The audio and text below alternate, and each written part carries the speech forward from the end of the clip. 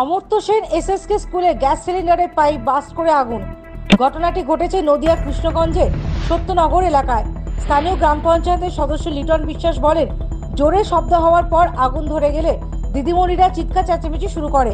দিদিমণিদের চিৎকার চেঁচামেচি শুনে গ্রামবাসীরা ছুটে যায় এবং তাড়াতাড়ি করে স্কুলের সমস্ত ছাত্রছাত্রীদের স্কুল থেকে বের করে দেয়। গ্রামবাসীরা আপ্রাণ চেষ্টা করে আগুন নেভাতে সক্ষম হয়। খবর পেয়ে ঘটনাস্থলে পৌঁছে কৃষ্ণগঞ্জ থানার পুলিশ ও কৃষ্ণগঞ্জের বিডিও অফিসের স্টাফ।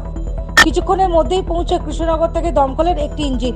অবশ্য দমকলের ইঞ্জিন ঘটনাস্থলে পৌঁছানোর আগেই গ্রামবাসীরা আগুন নিভিয়ে ফেলতে সক্ষম হয়। দমকলের আধিকারিকরা ঘটনাস্থল পরিদর্শন করেন এবং কিভাবে রান্না করার সময় নিজেদেরকে সতর্ক থাকতে হবে সেই জিনিসগুলো স্কুলের দিদিমণিদের ও রান্নার কর্মীদের বুঝিয়ে দেন। বলা যেতেই পারে, গ্রামবাসীরা যেভাবে এই ঘটনায় ঝাঁপিয়ে পড়েছিল সেই জন্যই কোনো রকম অপ্রীতিকর ঘটনা ঘটেনি।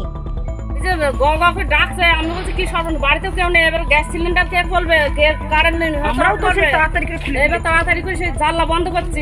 গঙ্গা করে দেখে আগুনের হাওলি দৌড়াচ্ছে করে জানলা দিয়ে আমাদের ঘরের দিকে। ওইখান থেকে একটা আওয়াজ হচ্ছে আর ওখান থেকে আগুন বের হচ্ছে ওখান থেকে। তারপরে তো আমি তো আর ওইদিকে যাইনি, বাচ্চাদের বের করে নিয়েছি সবাইকে। মানে কোনো বাচ্চার ক্ষতি হতে হয় না, কোনো এটা কি সিলিন্ডার বাস্ট হয়েছে না পাইপ বাস্ট হয়েছে? বাচ্চা হয়নি, পাইপ থেকে আগুন। Bureau report, the United India news.